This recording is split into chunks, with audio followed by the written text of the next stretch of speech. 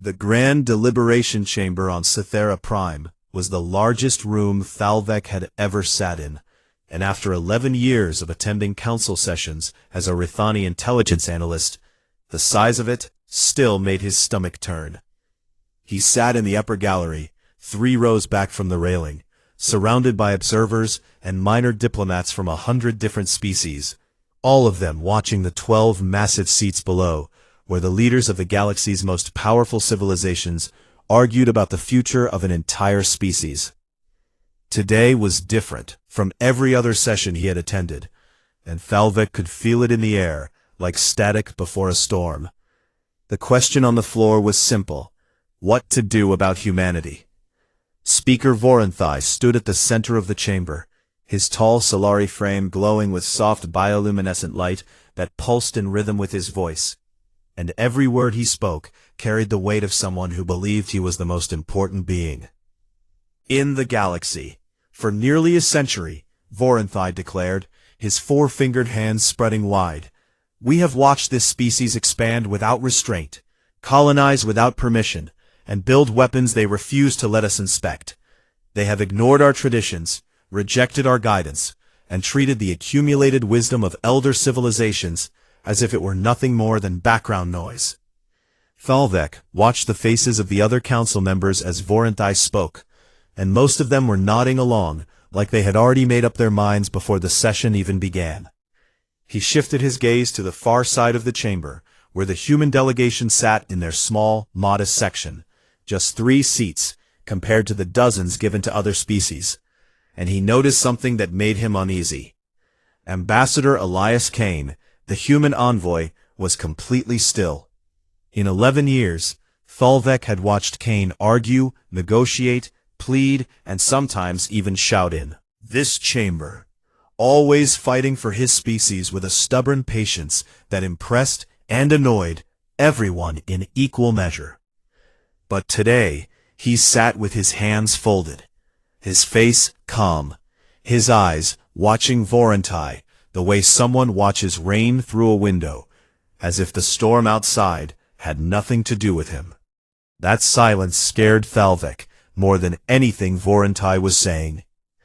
The council has shown patience, Voranthai continued, his glow brightening with every sentence. But patience has limits.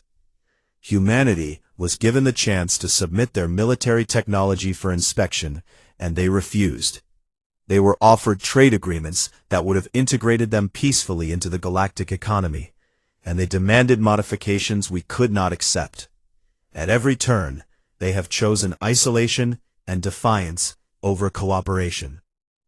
Thalvek wanted to stand up and shout that this was not the full story, that the trade agreements Voranthai mentioned were designed to cripple human industry, that the inspections were barely disguised attempts to steal human technology, that for decades the Council had been poking and prodding humanity to see how far they could push before the humans pushed back. But he was an observer, not a speaker, and his voice would mean nothing in this chamber. The debate continued for another 2 hours, though debate was a generous word for what was happening. One by one, Council members rose to echo Voranthai's concerns, each adding their own grievance against humanity. The Draven delegate complained that human ships were faster than theirs, and that this represented an unacceptable military imbalance. The Torvathi delegate argued that human culture was dangerously individualistic and would corrupt younger species if left unchecked.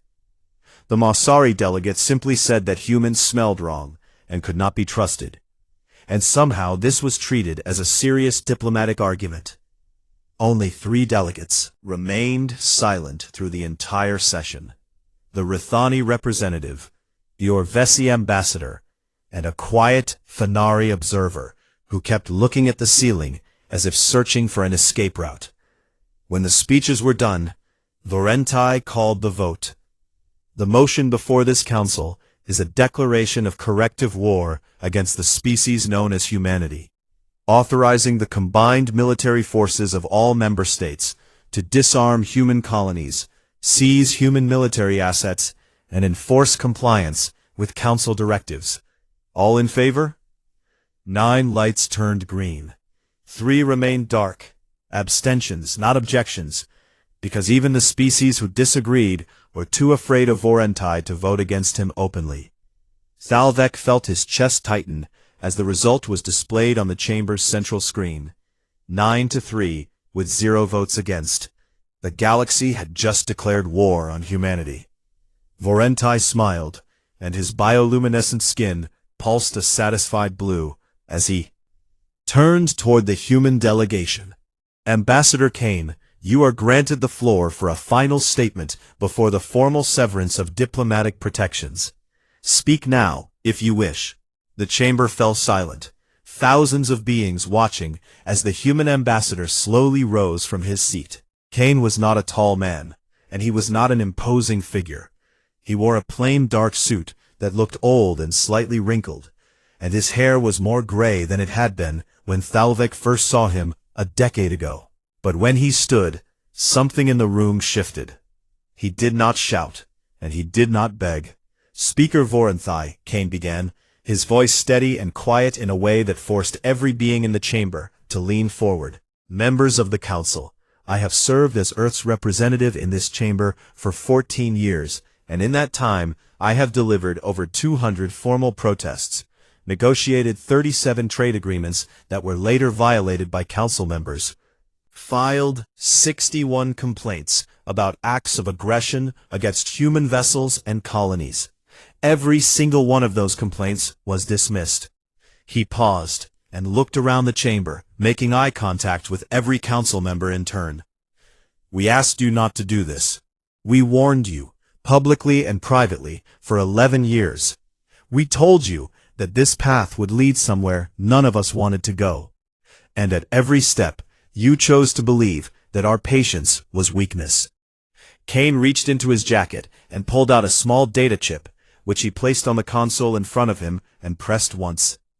I have just transmitted a formal severance of all diplomatic relations between humanity and every member state of this council. All treaties are dissolved, all trade agreements are void, and all human diplomatic staff across council space have already been recalled. He looked directly at Vorentai. This moment is on your record, not ours. Elias Kane picked up his briefcase, turned his back on the most powerful governing body in the galaxy, and walked out of the grand deliberation chamber without another word. The doors closed behind him with a soft sound that somehow echoed louder than any speech given that day.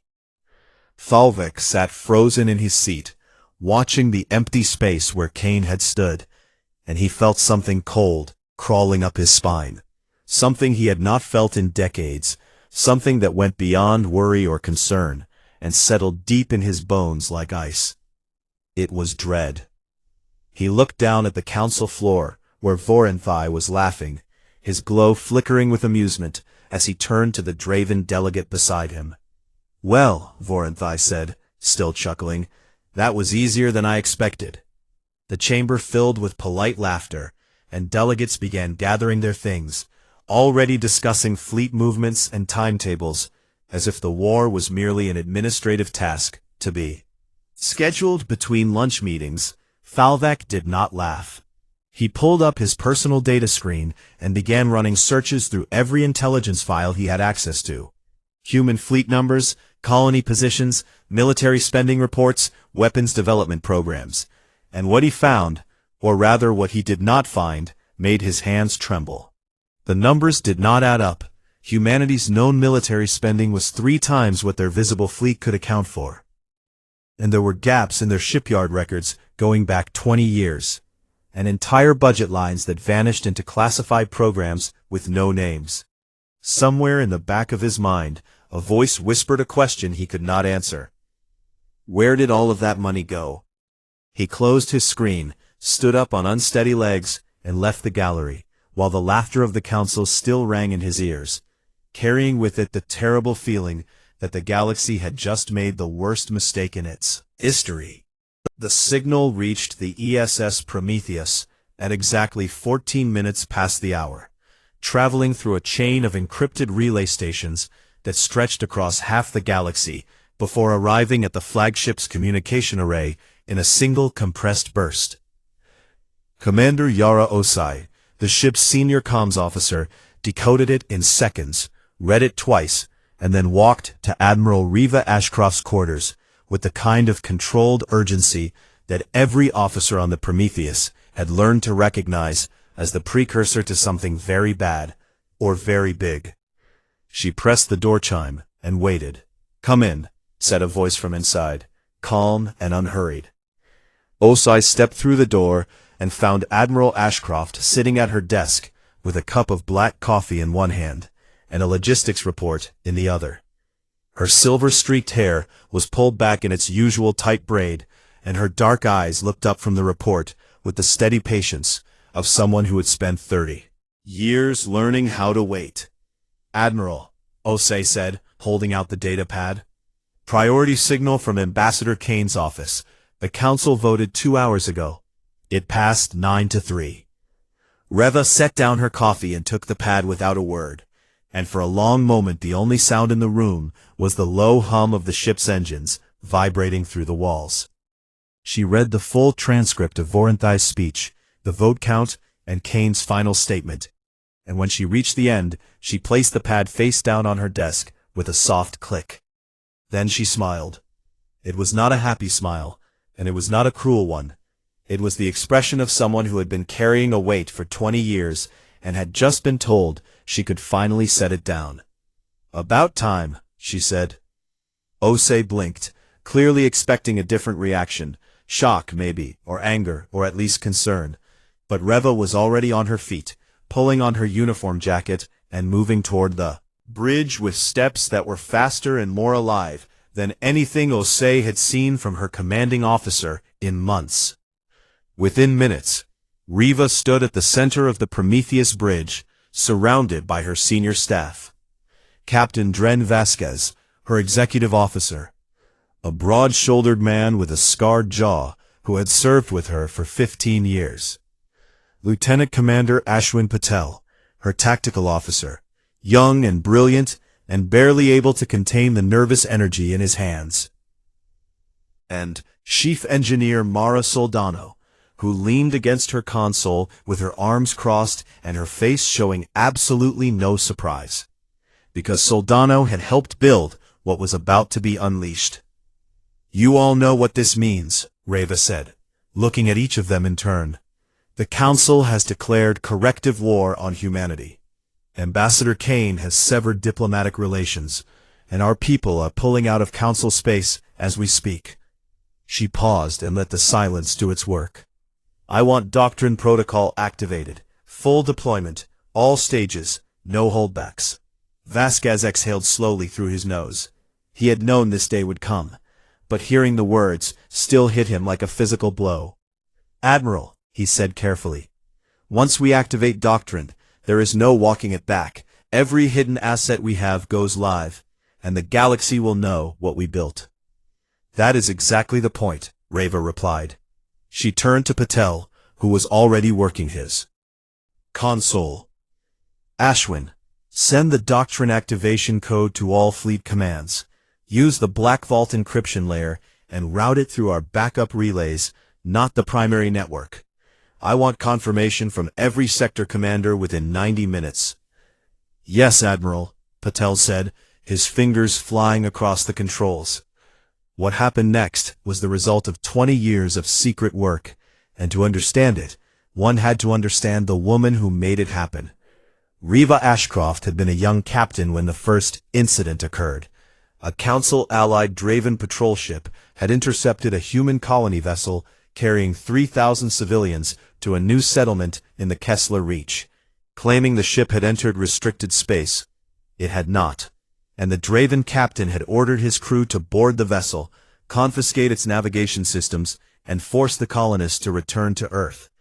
17 people died during the boarding, mostly from panic and crushing in narrow corridors.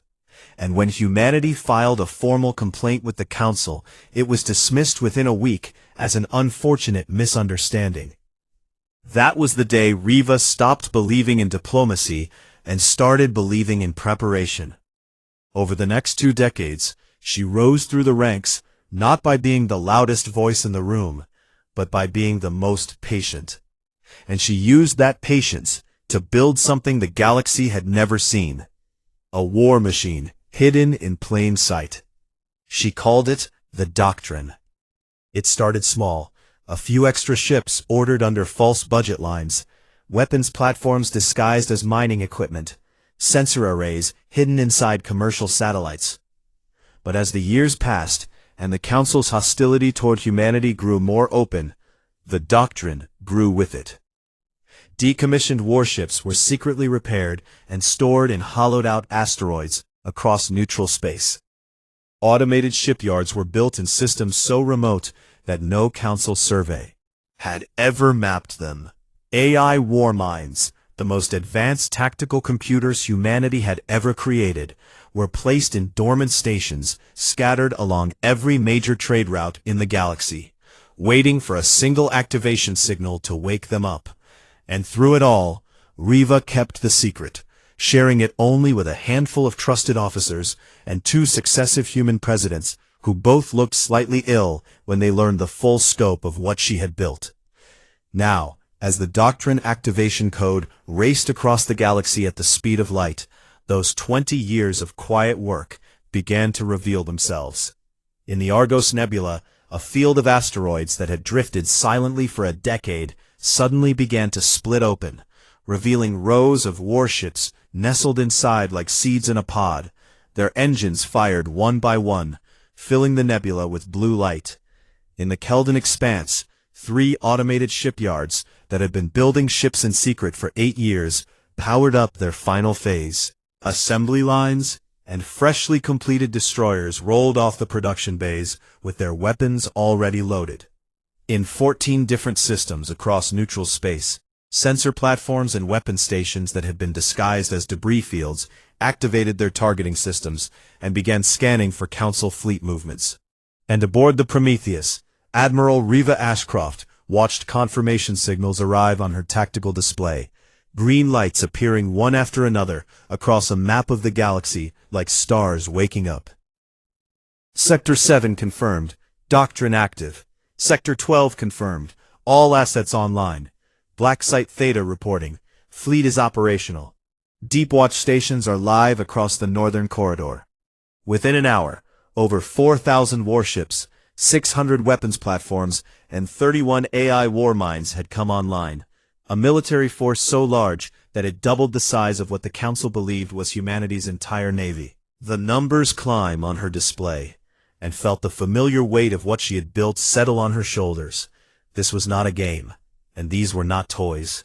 Every one of those ships would carry people into battle, and some of those people would not come back. She turned to Vasquez. Open a fleet-wide channel, encrypted, all commands. Vasquez nodded, and within seconds, every human warship in the galaxy was listening. Riva straightened her back, looked into the camera, and spoke. This is Admiral Ashcroft, Supreme Commander of Earth's Outer Colonial Defense Fleet. 2 hours ago, the Galactic Council voted to declare war on our species. They intend to disarm us, occupy our colonies, and force us to submit to their authority. They believe we are weak, outnumbered, and unprepared. She let a beat of silence pass. They are wrong. For 20 years, we have prepared for this moment, not because we wanted it, but because we knew it was coming. The Doctrine is active, and every hidden asset we have built is online and operational. You are not outnumbered, you are not outgunned, and you are not alone. Her voice hardened just slightly. They made their choice, we made ours 20 years ago. All commands, execute Doctrine, hold nothing back. She cut the channel and stood in the silence of the bridge for a long moment before Vasquez spoke. Admiral, what do you think the Council will do when they realize what we have? Riva picked up her coffee, took a sip, and looked out the viewport at the stars. Panic, she said simply. Far away on Sithara Prime, Thalvek sat alone in his office, staring at his intelligence feeds with growing horror. Across every sector he monitored, unknown energy signatures were appearing by the hundreds, then by the thousands, ships, stations, weapons platforms, all powering up in places where nothing was supposed to exist. Signatures against every known human military asset, and realized that what the Council knew about humanity's fleet was not even half the truth. It was not even a quarter. His hands were shaking as he reached for his communicator to call the Rithani delegation, and the only words he could manage were a whisper that carried the weight of a galaxy about to learn a very hard lesson. What have we done? Council Admiral Drenith Sorval stood on the command deck of the Draven dreadnought Ironwrath, watching his fleet of over 10,000 warships move in perfect formation toward the human border colonies, and he felt nothing but confidence. The combined armada was the largest military force the Council had assembled in 300 years. 6 species had contributed their finest vessels, their best crews, and their most advanced weapons. And all of it was pointed at a species that, according to every intelligence report Sorval had read, possessed fewer than 2,000 combat-capable ships. This war would be over in weeks, perhaps days, and Sorval would return to Sethera Prime as a hero. That was what he believed at hour 0. By hour 4, he was no longer sure.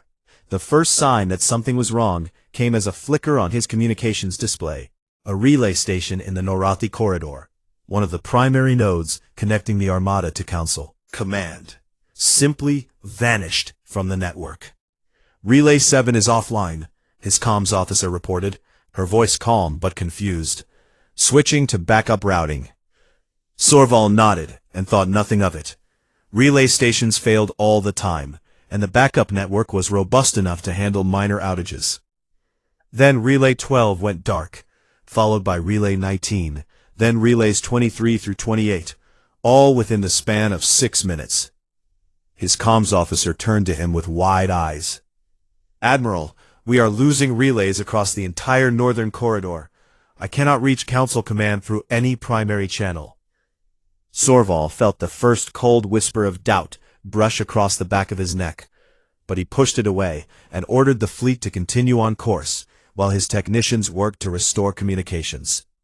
At hour 5, the fuel depot at Karesh Station, the largest refueling point between Council space and the human border, sent a single emergency burst before going silent. At hour 6, 3 shipyard worlds in the Solari home sector reported simultaneous attacks by unknown vessels that appeared out of nowhere, struck with surgical precision, and disappeared before defense fleets could respond. At hour 7, Sorval received a fragmented report from a supply convoy 60 light-years behind him. 12 cargo ships, carrying ammunition and replacement parts for the Armada, had been intercepted and destroyed by small, fast human ships that moved in coordinated wolf packs and hit with a ferocity that the convoyed escorts could not match. By hour 8, Admiral Drenith Sorval was standing in the middle of his command deck with a map of the galaxy on his main screen, and what he saw made his blood run cold. Every single piece of infrastructure between his fleet and Council space was either destroyed, disabled, or under attack. Fuel depots, comm relays, supply stations, sensor arrays, all of it was gone, or going dark. And the pattern was so precise, so perfectly coordinated, that it could not possibly be the work of a fleet scrambled in response to a declaration of war. This had been planned for years, maybe decades, and every target had been selected with a knowledge of Council infrastructure so detailed that it could only mean one thing: the humans had mapped everything. Sorval slammed his fist on the console and shouted for a new heading, ordering the Armada to turn back and protect the supply lines. But his navigation officer reported that without the relay network, coordinating a turn with 10,000 ships from 6 different species was nearly impossible. Each fleet spoke different tactical languages, used different command protocols, and relied on the Council's communication grid to translate between them. The grid was gone, and with it went the Armada's ability to function as a single force. Hundreds of light-years away, aboard the Prometheus, Admiral Reva Ashcroft watched the same map and allowed herself a moment of grim satisfaction. Phase 1 is complete, Patel reported from his console. All primary infrastructure targets have been hit. Council relay network is down across 4 sectors. Fuel reserves are eliminated along the northern and eastern corridors, and their forward shipyards are burning. Casualties? Reva asked. Minimal. Most of the stations were automated or lightly crewed, and our teams issued evacuation warnings before striking the manned facilities.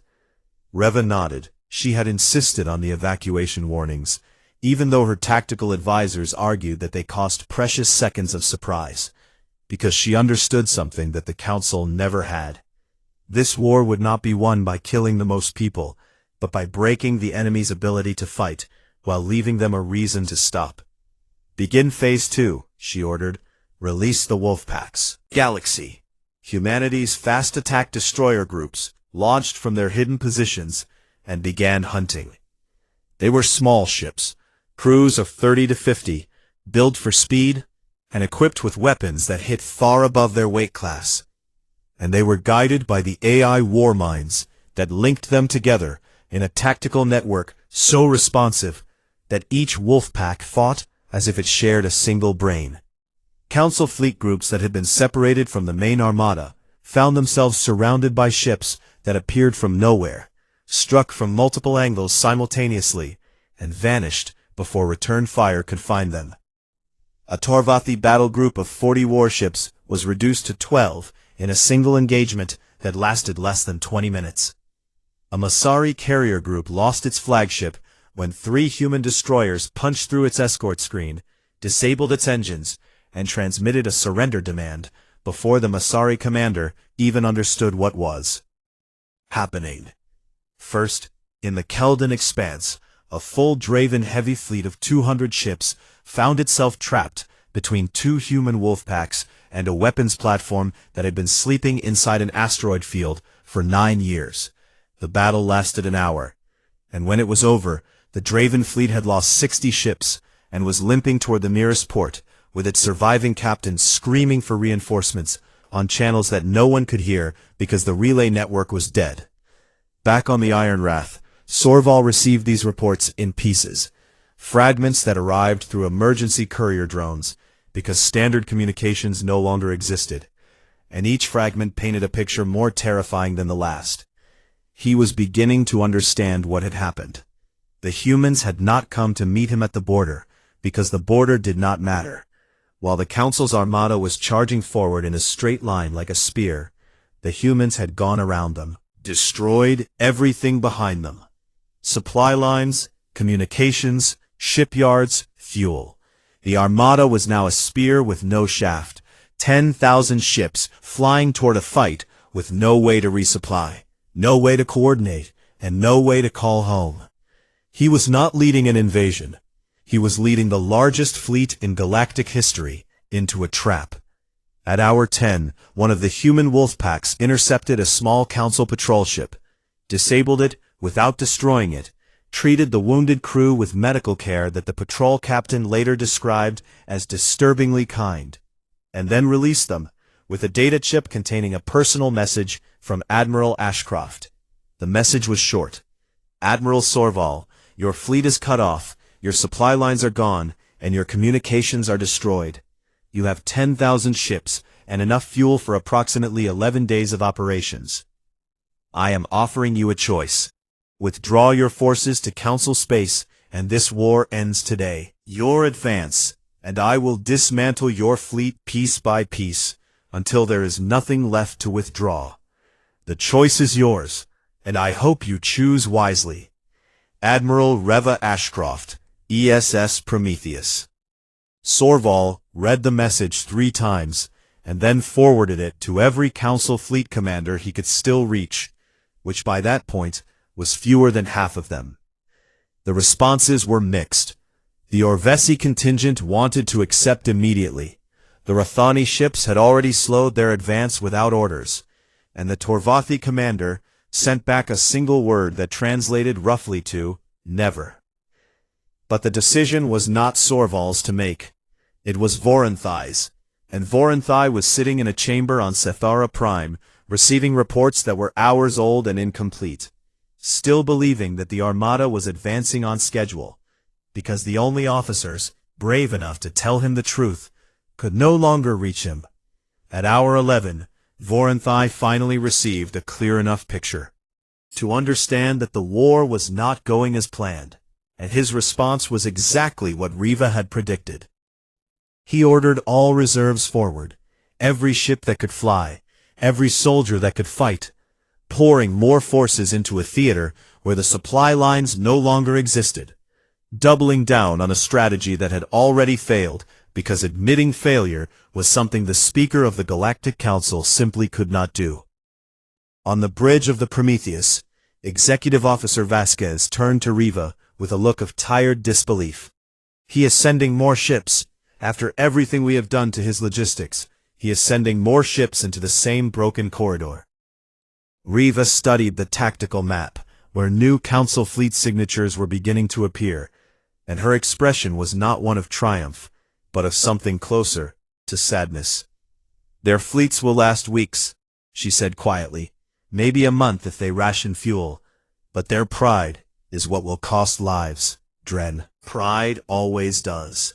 She turned away from the map and looked out at the stars beyond the viewport, and for a moment she looked every one of her 53 years. "Keep the wolf packs hunting," she said, "and keep sending the surrender offer with every engagement. I want every council captain to know that they can stop this at any time."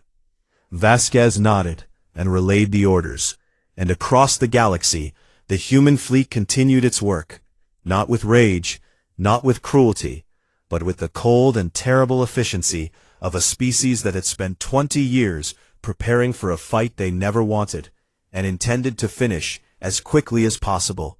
3 weeks into the war, the Galactic Council was falling apart. It did not collapse all at once. It crumbled the way old structures always do, one crack at a time, each one spreading until the whole thing could no longer hold its own weight. The Rithani were the first to break. Their fleet commander, Admiral Saith, had watched her ships burn for 21 days in a war she never believed in, fighting an enemy that kept offering to stop, and on the morning of the 22nd day, she simply ordered her entire fleet to power down its weapons and transmit a ceasefire request on an open channel. The message reached the Prometheus within minutes, and Admiral Riva Ashcroft accepted it within seconds. "All human units are ordered to cease hostilities against Rithani vessels immediately," Riva announced to her fleet. "Any Rithani ship displaying ceasefire codes is to be treated as neutral, no exceptions." 6 hours later, the Orvesi followed, pulling their ships back to their home systems and requesting formal peace talks.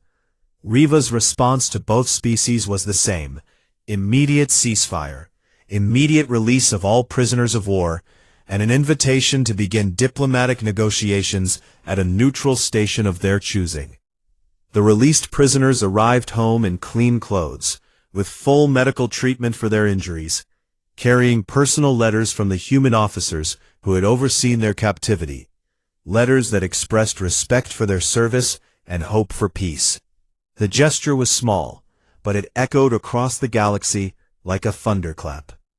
Species that had been taught for a century to see humans as barbaric upstarts watched footage of human medics treating enemy wounded with the same care they gave their own, and they began to wonder if everything they had been told about humanity was a lie. On Sithara Prime, Speaker Voronthai watched the Rithani and Orvesi defections with a fury that made his bioluminescent skin burn an angry red. He stood before the remaining council members and called the departing species traitors, cowards, and collaborators, demanding that sanctions be imposed on them immediately, and that their trade routes be blockaded until they return to the fight. But his words landed on a room that was no longer listening with the same obedience. The Fenari delegate stared at her desk and said nothing, and the Draven representative shifted uncomfortably in his seat, And even the Torvathi ambassador, who had been the loudest voice in favor of war, was beginning to look at the casualty reports with an expression that suggested he was doing math he did not like. 4 more species were wavering, and everyone in the chamber knew it. Far from the politics and the shouting, Reva Ashcroft walked through the medical bay of a human hospital ship that had been converted to handle the overflow of wounded from the Battle of Kenrath. Corridor. The bay was full. Human soldiers lay in rows of white beds, some missing limbs, some wrapped in burn dressings, some staring at the ceiling with the empty expression of people who had seen things they would carry for the rest of their lives. Reva stopped at every bed. She learned names. She asked about families. She listened to stories that were sometimes brave and sometimes broken.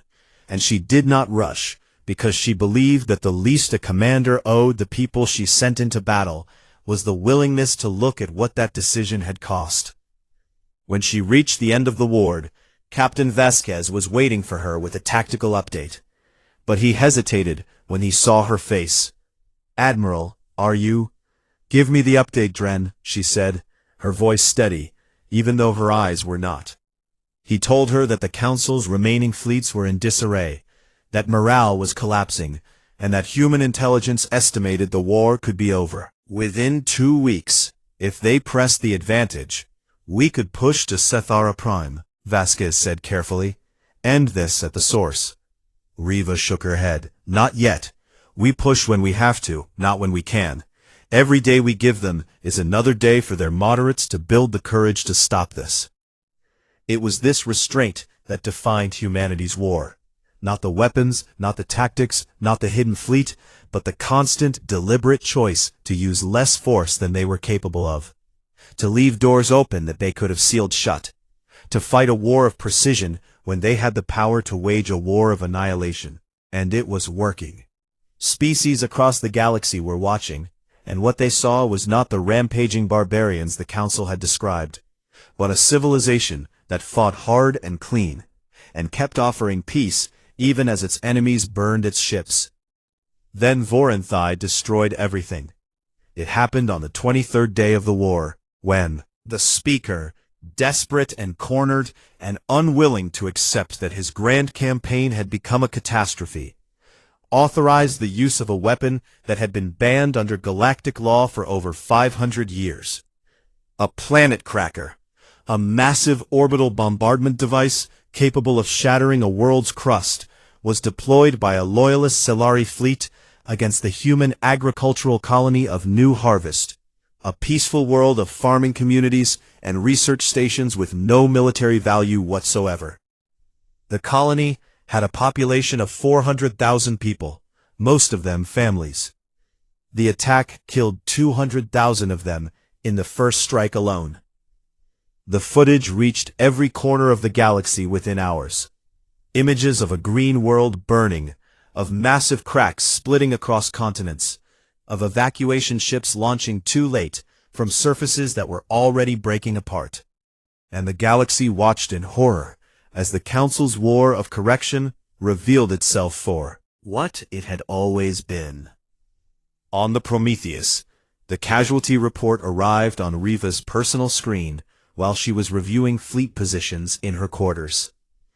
She read the numbers once, then again, then a third time, as if repetition could change what the words said. 200,000 dead. New Harvest, a colony she had visited twice, once for a fleet inspection, and once because a farmer there grew the best coffee in the sector and had invited her to see his fields. She remembered the coffee, and she remembered the farmer's name, and she remembered his daughter who wanted to join the Navy. And now she was reading a report that said the colony's surface was fractured beyond recovery, and that rescue operations were pulling bodies from the rubble in numbers that the medical teams had stopped counting. Reva stood up from her desk and walked to the observation deck at the front of the ship, a long, narrow room with a viewport that stretched from floor to ceiling, showing nothing but stars. She stood there alone for a long time. Vasquez found her there 20 minutes later, and had the wisdom to say nothing. He simply stood beside her, and waited. When Riva finally spoke, her voice was quiet and stripped of everything except a cold, clean clarity that Vasquez had never heard from her before. "Find the fleet that did this," she said. "Already tracking them," Vasquez replied. "Solari Loyalist Group, 18 ships, moving back toward Council space. They will reach Vorentai's defensive perimeter in approximately 40 hours. "They will not reach it," Riva said, and the way she said it left no room for discussion. She turned away from the viewport and walked back to the bridge, and when she arrived, her officer saw something in her face that made them stand a little straighter and speak a little quieter. "Open a channel to the entire fleet," she ordered. When the channel was live, she spoke, and her words were broadcast to every human ship in the galaxy. "This is Admiral Ashcroft. 18 hours ago, a Council fleet used a planet cracker against our colony at New Harvest. 200,000 of our people are dead. Civilians, families, children. This was not an act of war, it was an act of murder. And it was ordered by Speaker Vorenthai, in violation of every law this galaxy has ever agreed upon." She paused, and the silence across the fleet was absolute. "We have shown restraint. We have offered peace after every battle, released prisoners with dignity, and fought this war with rules that our enemy has now abandoned. But there is a difference between restraint and acceptance, and what happened at New Harvest is something we will never accept." Her voice hardened to steel. "All fleet commands, prepare for full mobilization. We are going to Cythera Prime." Meanwhile, on a neutral station at the edge of Rhythani space, Thalvek sat across a small table from Ambassador Elias Kane, who looked like he had aged 10 years in 3 weeks. They were meeting in secret, using a back channel that Thalvek had established through his intelligence contacts. And the purpose of the meeting was to discuss peace terms before the situation spiraled beyond anyone's control. Kane had laid out humanity's demands, and they were remarkably simple. No territory seized, no reparations demanded, no economic subjugation, only the dissolution of the Council's authority to declare corrective wars, full recognition of human sovereignty, and a tribunal for those responsible for the New Harvest attack. Thalvek stared at the terms, and then stared at Kane. "You are winning this war," he said, unable to keep the disbelief from his voice. "Your fleet is larger than anyone imagined, your enemy is fracturing, and you just lost 200,000 people to an illegal weapon. You could demand anything. The dismantling of every Council species military, and no one would be in a position to refuse." Kane looked at him with tired eyes that still held something unbroken behind the exhaustion. "We could," he agreed, "and that is precisely why we will not. Because the moment we take more than we need, we become exactly what Vorenthai told the galaxy we were, and everything our people died for becomes meaningless." Thalvek leaned back in his chair and felt something shift inside him, a wall he had built over decades of intelligence work, a wall of cynicism and suspicion and carefully maintained distance from every species he had ever studied. And for the first time in his career, he felt it crack.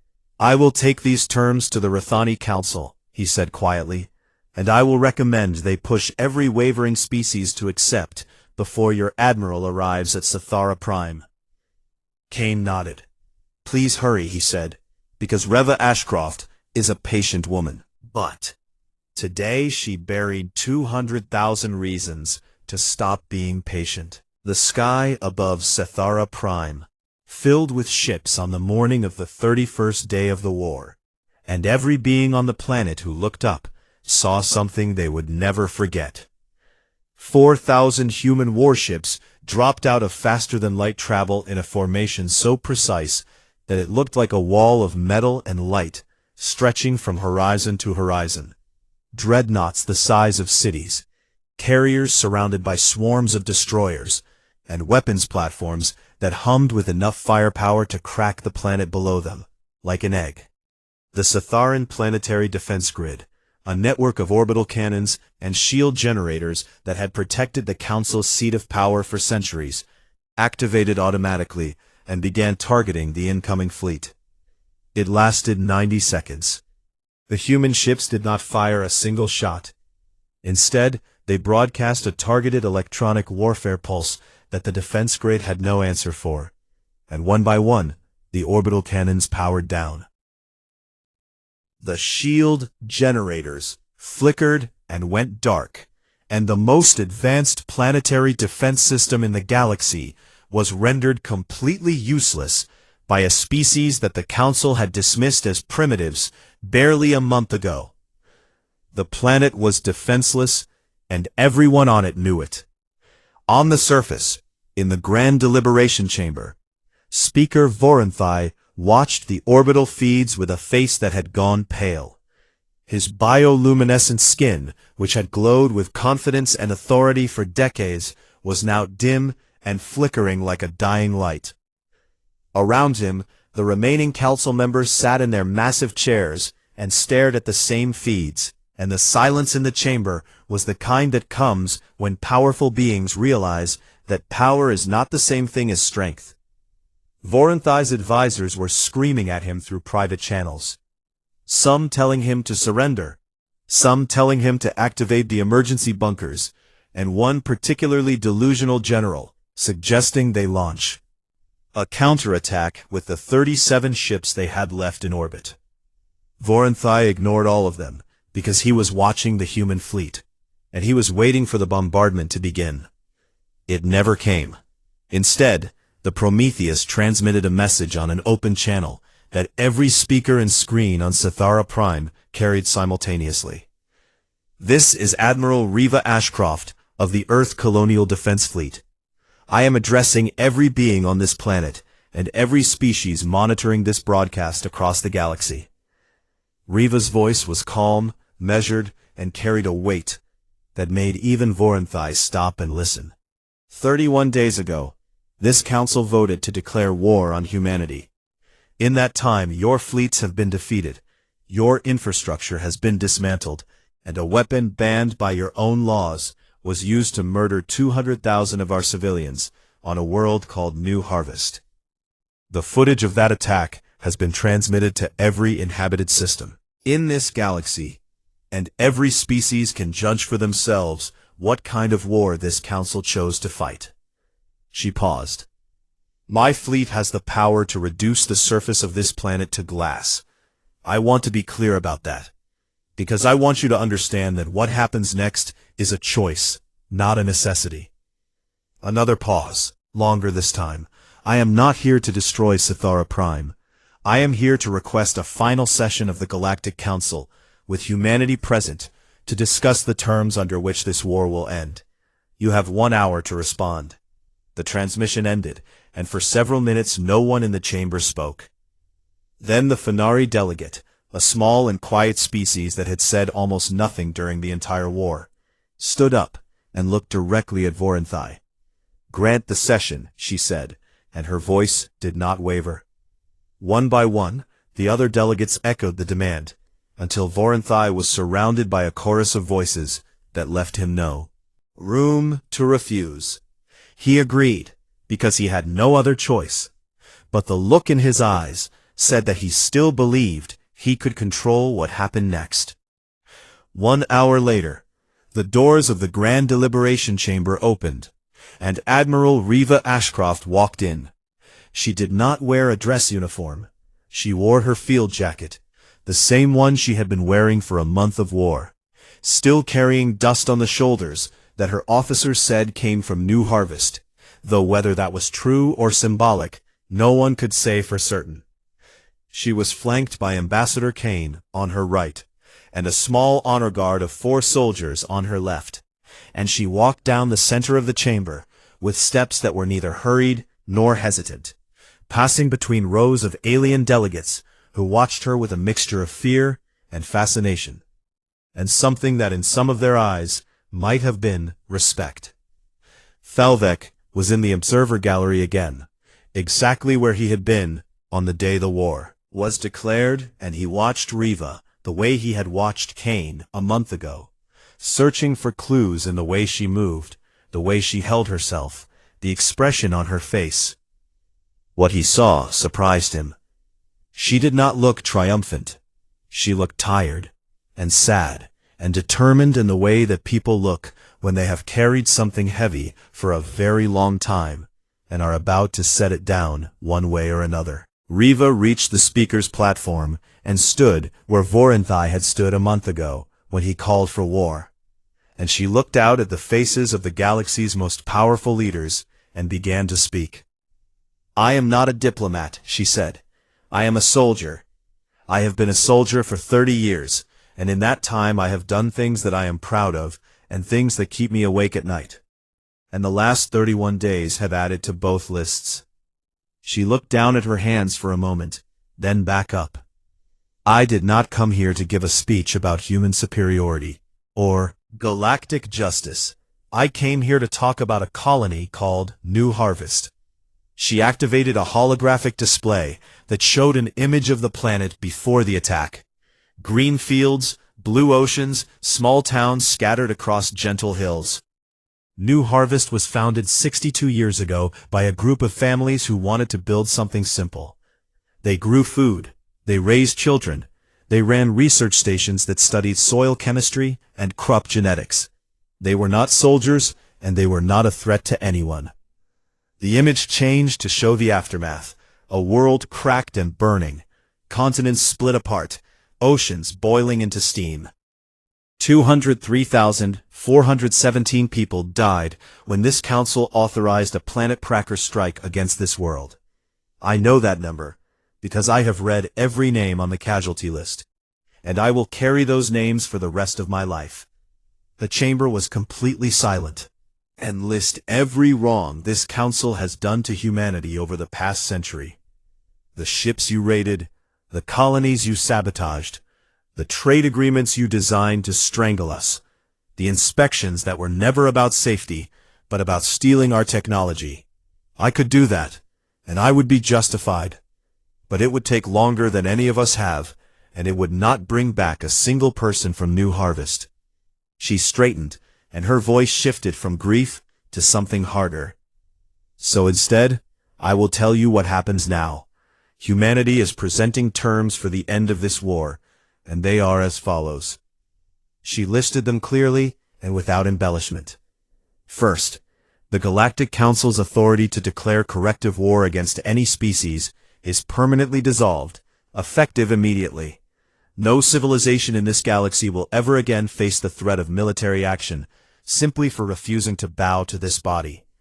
Second, every species in this galaxy, including humanity, will be granted full sovereign rights under a new charter that will be drafted by representatives of all species, not just the 12 sitting in this room.